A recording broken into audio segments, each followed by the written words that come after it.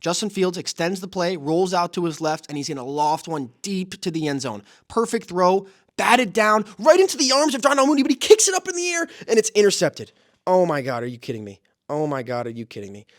Hello, everybody, and welcome back to another episode of the Bobby Valentine Sports Show. I'm your host, Frank Rampin, and let's get into another week of the NFL season. Week 15 has come and gone. This is episode 31 of the Bobby Valentine Sports Show. Let's dive right into our weekly recap of Week 15. So, eventful week this week of the NFL started on Thursday. Started with a historic Thursday night for the Las Vegas Raiders. Most points ever scored in the history of the franchise, 63 points. 8 different players scored a touchdown. First time a team has done that since 1950. But we'll get into that, all the stats, all the good stuff about that in a second. But what a week for NFL season. Couple teams clinched the playoff spot, and a couple teams have been eliminated from the playoffs. We'll get into those when we get into our standings update. But the playoff picture is starting to shape a little bit, but a lot of questions both in the AFC and the NFC with 3 weeks remaining in the season. 17 teams this year have had multiple quarterbacks start a game for them. 17 of the 32 teams in the NFL have had multiple quarterbacks start a game for them. That's an unheard of number. 55 different quarterbacks have started a game this season. That's the most ever. 55 different starting quarterbacks have started a game this season. The most ever in a single season is 68, which was last year. Excluding the strike season in 1987, that was a lot of everyone wasn't playing on strike. That doesn't count. 68 last season. We're well on pace to break that. That's crazy. 2 years in a row, looks like we're going to break the record for the most quarterbacks to start a game in the NFL. And after last night's surprising upset, the Seattle Seahawks taking down the Philadelphia Eagles, handing the Eagles their 3rd consecutive loss, giving the Seahawks some life going into the last 3 weeks of the season. 7 consecutive underdogs have come away with a victory on Monday Night Football. That's pretty impressive. 7 in a row. Longest streak in the history of Monday Night Football. Unreal. And to wrap up our weekly recap, let's go with our... I don't know why I always am saying this. It's week 15. Probably taking me too long to do this, but I'm surprised that Harv, no one said anything to me about this. I call this the play of the day. Why? If it's the play of the day, I should have one every single day. It's the play of the week. I'm Jones. I don't know why I had it called Play of the Day, so we're changing it. Play of the Week. And if you know what I'm talking about, if you watched, maybe some people turned this game off by then. I didn't. I know I didn't. Greatest game in the history of the Las Vegas Raiders, Oakland Raiders, LA Raiders, Oakland again, who cares? Unreal. So 4 days after the Raiders play the worst game in their history, they dropped 63 points on the Chargers. And I'm sure you know where I'm going here. Pick this up in the 4th quarter. First minute of the 4th quarter, 56-7 Raiders. 56-7. The last play of the 3rd quarter was a scoop and score, strip sack by Marcus Kuntz, and then a stuff picked up by John Jenkins, ran it like 50 yards to the house with a convoy from Max Crosby. 2 plays later, second play of the 4th quarter, 2nd and 13. Easton Stick is going to call Austin Eckler in motion. Jack Jones, like he was in the huddle, jumps the route, makes a ridiculous one-handed interception. Just pick 6, walk-in touchdown. 63 points for the Raiders. 63 points. Are you kidding me? Look at Mark Davis in the booth. He has no idea what's going on. He's never seen a thing like this. It was like Jack Jones literally was in the huddle. Kirk Herbstreit said it on the broadcast. It was like he knew what was coming before the offense was. He reacted before any person on offense had a chance to block him. It was like, oh, this is going to be a screen to Eckler. I'm going to get it. Poof, busted right through the 2 blocks. Look at this. Look at this. He's just creeping in with Eckler. He takes a peek in the backfield and just busts right through the two receivers trying to block him. Right to him. Look at this catch. I don't think I've ever seen an interception like this. Are you kidding me? Just tucked away. Touchdown Raiders. 2nd defensive touchdown in 3 plays for the Raiders defense. 63 points. Most in ever in franchise history. First time ever scoring 60 points as a franchise. What a day Thursday was, but probably never see it again. That was our play of the week. Now we'll get into our game of the week, and we'll go to Cleveland for this one. Pretty insane game between the Browns and the Cleveland Browns and the Chicago Bears, Justin Fields played pretty well. Joe Flacco started off struggle. We'll get into it right now. So, first or 2nd quarter here, 2nd and 8 from his own 11. Joe Flacco throws off his back foot, intercepted by Eddie Jackson at the 30-yard line. He takes it back all the way down to the 1-yard line, setting up the Bears inside the 5. 3 plays later now, 3rd and goal. Fields gets the snap, escapes the blitz from Myles Garrett, rolls out right, goes back to his left, throws on the run to the back of the end zone. Cole Kmet makes the catch, 2 feet inbounds. What a play from Justin Fields. Like, what a play. First pick of the day for Joe Flacco leads to or returns it all the way down to the 1, Eddie Jackson, and 3 plays later, 3rd and goal, Fields extends the play, rolls out, throws an absolute dot on the run to Cole Kmet, who's becoming his favorite target. I mean, DJ Moore, he had a couple good games, but Cole Kmet has been the most consistent receiving threat for that Chicago Bears team. So we'll jump ahead now.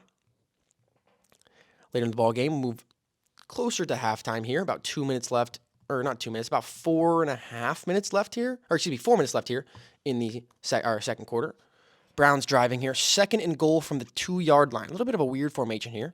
Motions the tight end out of the backfield. Joe Flacco rolls out to his right, surveying the field, throws back across his body to a tightly covered David Njoku, who goes up and makes an unbelievable catch, mossing his defender, somehow keeping both of his feet in bounds, securing it for the touchdown. Great play from David Njoku. He had a big day. He's having a big couple weeks. Him and Joe Flacco, their connection looks like to be growing stronger than ever. So, 7-7 there after the game-tying touchdown from Njoku. And we'll move ahead now. Second half action. Kind of an uneventful first half here.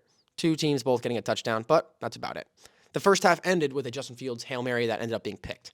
But first drive of the second half for the Cleveland Browns. At their own 40-yard line, Flacco drops back, throws across the middle. It's deflected up into the air, right into the waiting arms of Tremaine Edmunds. He takes it back to the 20, breaks a tackle there, and he's gone. To pick 6 for Tremaine Edmunds, putting the Bears on top 14-7. First drive of the Cleveland Browns second half ends in a touchdown for the Chicago Bears.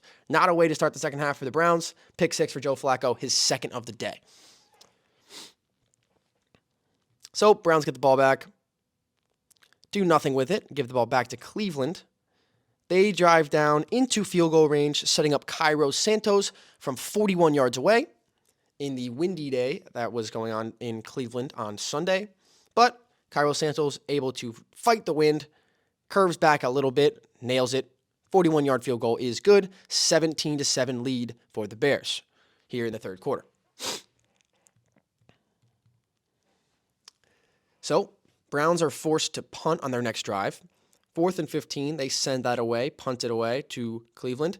And the return man, Trent Taylor, takes it off the chest, bounces right into a Browns defender's lap. He jumps on top of it. Huge momentum shift there for the Browns. They get the ball just on outside the red zone, just about around there.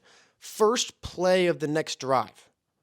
1st and 10 from the 20. Joe Flacco fakes the handoff, throws one to the goal line to David Njoku, but it's intercepted. Gives it right back to the Bears. Not a great play. First play of the drive for Joe Flacco. Throws off his back foot. Wasn't able to hit Njoku in a tight window. Intercepted. Gives the ball right back to the Bears.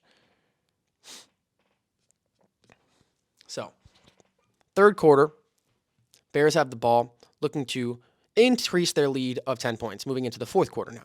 So, the first play of the fourth quarter is going to be a 4th and 1 for Chicago. Justin Fields is going to roll out, try to pick it up with his legs, and he just barely gets tripped up, and he's short by about a half a yard, not even a quarter of a yard. What a tackle that was by, who is that? I don't even know who that was. The D-end on, not Myles Garrett, but the other D-end for Cleveland. Shout out him. Don't know his name. Sorry about that. But turnover on downs for the Browns, or for the Bears. Huge play for that Browns defense to keep them in this game. First play, Joe Flacco airing one out deep down the left sideline. Perfect in-stride throw all the way inside the red zone. Flacco turning it on in the fourth quarter. But the drive stalls out inside the red zone, and a 33-yarder from Dustin Hopkins will make it 17-10. So, still a 7-point game here. Browns need to get the ball back. So, Browns get the ball back here. Just under 4 minutes to go. They force a huge stop. And they get the ball back with just under 4 minutes to go in the ball game. So, Kareem Hunt kicks the direct snap, flips it to Joe Flacco. He's getting pressured in the pocket, trying to take a shot downfield, but he improvises, flips one out to Kareem Hunt, who picks up the first down. So, nice play there from Joe Flacco, who improvises. Was not going well for them. 2 plays later, Flacco fakes the handoff, rolls out to his right, slips one sidearm into a tight window, caught by Amari Cooper. He stays in bounds and scores the game-tying touchdown. Tied up at 17-17. What an unbelievable throw from Joe Flacco, threading the needle. That, if you see this throw from the back angle, the end zone angle, He had this much room to make that throw, and he just slung it in there. Perfect throw right on Amari Cooper's hands. He's able to turn it upfield and score the game-tying touchdown with just under 3 minutes to go in this ballgame. See my Let's Go Oakland from the Coliseum. You know what I'm saying? You know what it is. So, tie ball game now. Just around 3 minutes to go in the ball game, and the Browns force a very, very quick 3-and-out. They're going to get the ball back on the positive side of the 2-minute warning. So, first play of the drive for the Browns. Flacco, looking right, hits David Njoku around the 40-yard line, cuts it upfield, and tries to hurdle a guy, but kind of gives him a chest bump at around the 50. Huge play from Njoku on the first drive. Now 3rd and 15. Bears sending pressure. Flacco off his back foot finds Njoku again, who breaks a tackle at the 30, all the way down inside the 20 to the 25-yard or to the 20-yard line, for the 15-yard line, setting up the Browns in field goal range with just over a minute to go. After that, the Browns settle to set up Dustin Hopkins for this field goal. 34-yard attempt with 36 seconds to go. And he nails it. So, 20-17 ball game. Browns come into the fourth quarter down by 10, take a 3-point lead with about 30 seconds left to go in the ball game. So, 2nd and 10 here for the Bears. Tyler Scott on the sideline makes the catch and makes 2 defenders miss and takes it all the way up the field inside the 40 of the Browns. So, just like that, the Bears are in business, have a chance. A couple plays later, 5 seconds left, 3rd and 10, Hail Mary time here for the Bears. Justin Fields extends the play, rolls out to his left, and he's going to loft one deep to the end zone. Perfect throw, batted down, right into the arms of Darnell Mooney, but he kicks it up in the air, and it's intercepted. Oh my God, are you kidding me? Oh my God, are you kidding me? The ball lands deflected by 2 Cleveland Browns defenders right into the waiting arms of Darnell Mooney on the ground, who is unable to secure it, and he kicks it right back up in the air. We're going to have to watch this again. We're going to have to watch this play again. The whole thing. So 3rd and 10, last shot for the Browns, play clock going down, Fields takes the snap. I mean, great play by him to avoid the rush, buy himself some time to get his receivers down there. And what a throw. Look at this loft. Batted right into the arms of Mooney. Oh my gosh. Oh my gosh. I've never seen anything like that. If that was the Raiders, I think that would have crushed me. That would have crushed everything that I know. That's crazy. This replay is absurd. You got to see this. Darnell Mooney is just, can't believe it. Takes his helmet off in the end zone. Just can't believe it. Look at this. Rugby scrum batted down right into the lap of Darnell Mooney, but he loses it, kicks it right into the air. Intercepted. Unreal finish to this game. I was watching that with my dad and my brother, and that was unbelievable. I've never seen anything like that to end a game. The Browns win 20-17, even though the Bears really should have caught that Hail Mary to win it. Unbelievable. That's got to be the game of the week. What a finish that was. And oh my gosh. So the Browns go into that fourth quarter, like I mentioned, down 10 points. They come out and win the game by 3. So the Browns' record from 2004 to 2022, when trailing by 10 points in the fourth quarter, to 138-1. So from 2004 to 2022, that's 18 years? Yeah, 18 years.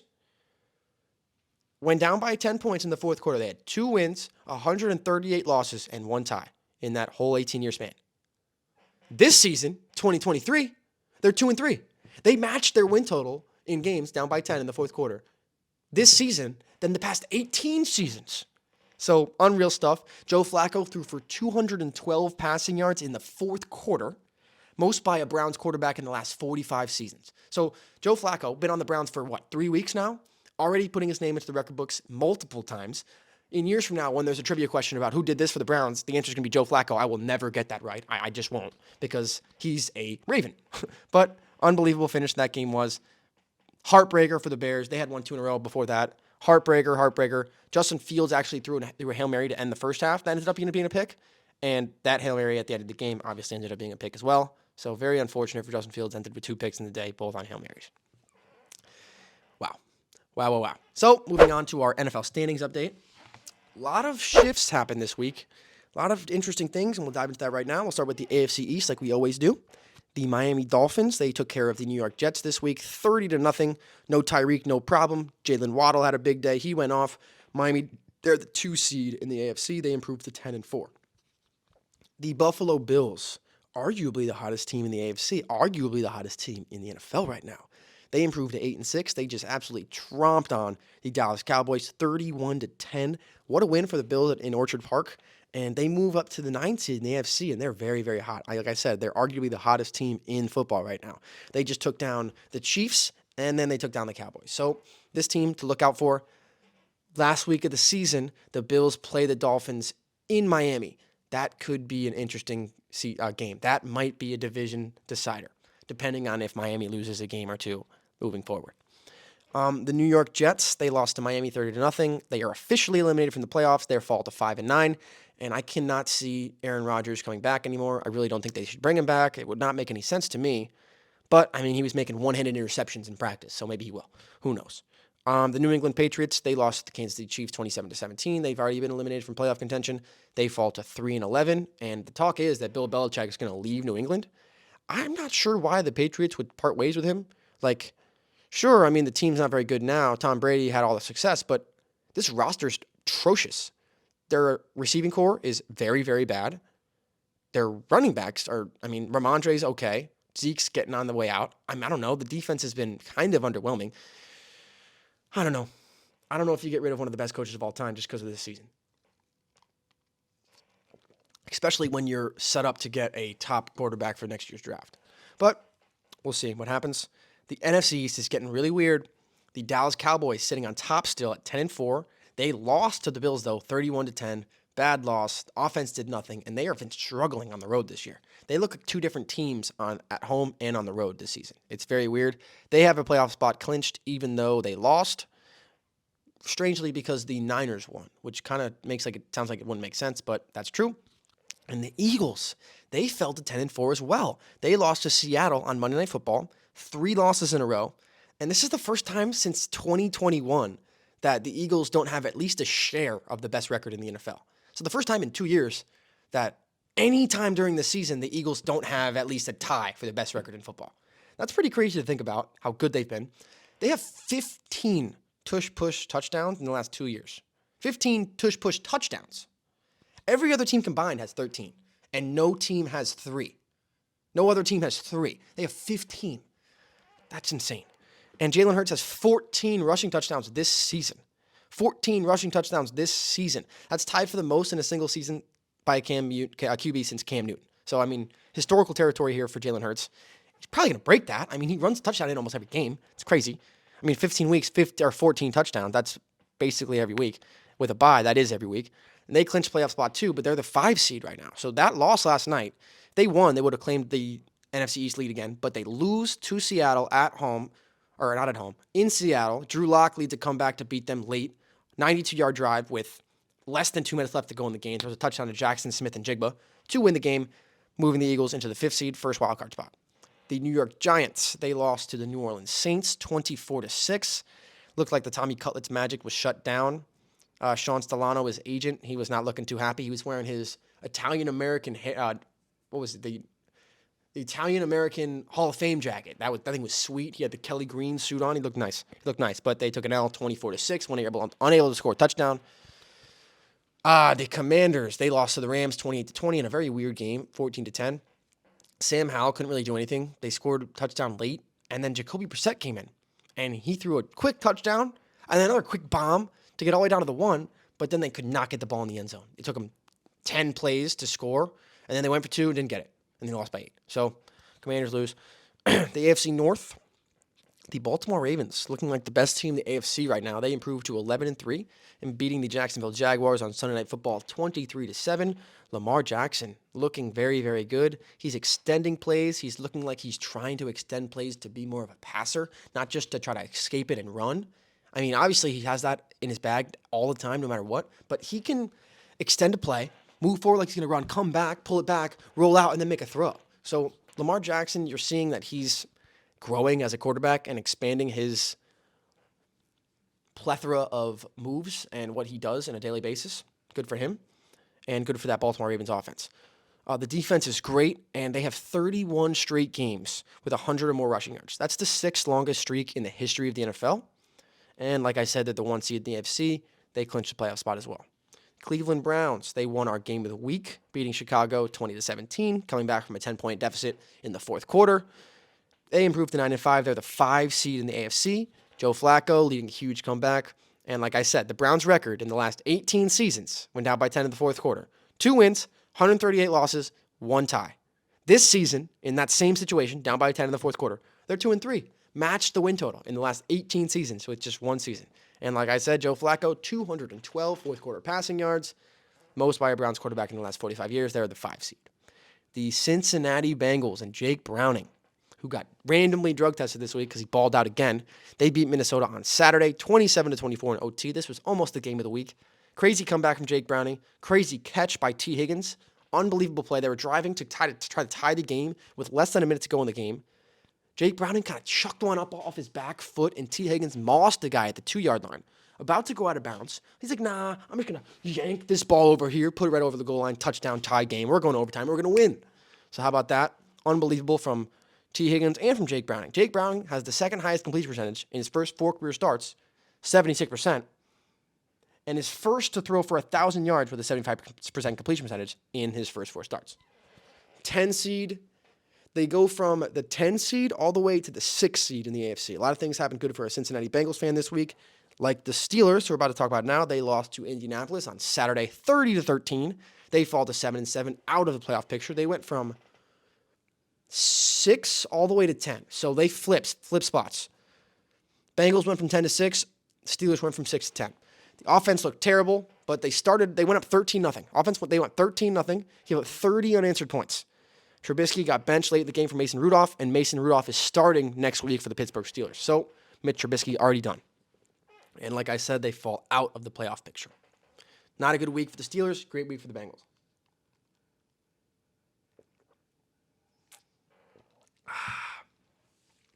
The NFC North now, the Detroit Lions, they beat the hell out of Denver, 42-17. That's Saturday night game. They improved to 10-4. It was a statement game after they lost 2 in a row. Sam Laporta just put his name in the record book for rookie tight ends. He had 3 receiving touchdowns on Saturday. So in the history of the NFL, there have only been 3 rookie tight ends to have at least 700 receiving yards and 7 receiving touchdowns. Mike Ditka was the first in 1961, John Mackey the second in 1963, and now Sam Laporta, 2023, as the only 3 rookie tight ends with 700 receiving yards and 7 receiving touchdowns. Pretty impressive stuff. The Detroit Lions are the 3 seed in the NFC with 3 weeks to play. The Minnesota Vikings, they fall to the Cincinnati Bengals in overtime, 27-24. Rough game. Nick Mullins, they went up early. Cincinnati clawed back all game, and they fell in overtime. A couple bad turnovers in this game by Nick Mullins. They should have been up by more than they were, and it came back to haunt them. And the Vikings, though, they're still the 6th seed in the NFC. Crazy stuff for them. The Green Bay Packers are 6-8. They lose to the Tampa Bay Buccaneers, 34-20. Bad loss for the playoff hopes of the Packers. They needed a win there, and Baker absolutely shredded them. He went 22 for 28 for 381 yards and 4 touchdowns. Perfect passer rating. The first quarterback in Lambeau Field history, first opposing quarterback in Lambeau Field history to come in and have a perfect passer rating against the Packers. Pretty impressive. They fall to the 11th seed in the NFC. And the Bears, they lost that heartbreaker where they dropped the Hail Mary. They fall to 5-9. They're 20-17. I mean, they lose 20-17. They're 5-9. Darnell Mooney. And Justin Fields just became the 3rd quarterback since 2000 to throw a pick on the last play of the first half and the last play of the game. Both of them were Hail Marys. Unfortunate situation for Justin Fields, as he played pretty well in this game. The big play was that 4th down stop for the Browns that really shifted momentum, and the Browns offense could do nothing after that point. AFC South, the Jacksonville Jaguars, they have been struggling mightily. They lost to Baltimore on Sunday Night Football, 23-7. Offense kept driving into Baltimore territory, but coming up empty. And that's the recipe to not win football games in the National Football League. The 2nd team in the history of the NFL with 4 straight drives to go inside their opponent's 40 and get no points out of it.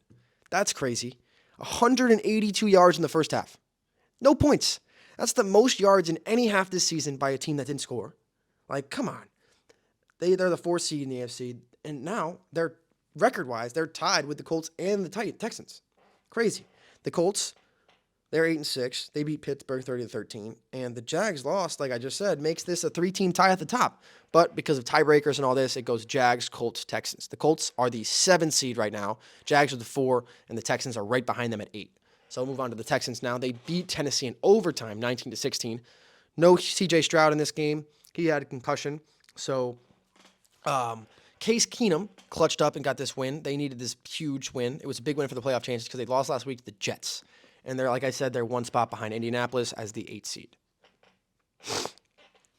The NFC South, the Tampa Bay Buccaneers, they are 7-7 as well. They had a big win against Green Bay in Green Bay. Like I said, Baker Mayfield absolutely torched this Packers defense. He went 22 for 28, 381 passing yards, 4 touchdowns, and that's good for a perfect 158.3 passer rating. First opposing quarterback in the history of the National Football League to go into Lambeau Field and have a perfect passer rating against the Packers. And right now, they're the 4th seed. So that could change because this division is all 500 or worse, so that could change with the flip of a coin. But as of right now, Tampa Bay looks the best. They're leading 7-7. Saints, they're 7-7 as well. They beat the Giants 24-6. Big win to get them back in a tie for the first place in the division. Derek Carr played pretty good. They're the 9th seed. The Falcons, huge loss for them. They lose to the Carolina Panthers, giving the Panthers only their 2nd win of the season, 9-7. They lost on a game-winning field goal. Heartbreaker in the rain. They fall to 6-8, 10th seed in the NFC. So they're going to need to figure it out real quick, get some wins, and need some help in order for this to happen. The Panthers, like I said, they just got their 2nd win of the season. They beat Atlanta 9-7 on 3 field goals, 3 field goals. One of them was a walk-off. 2nd win of the season.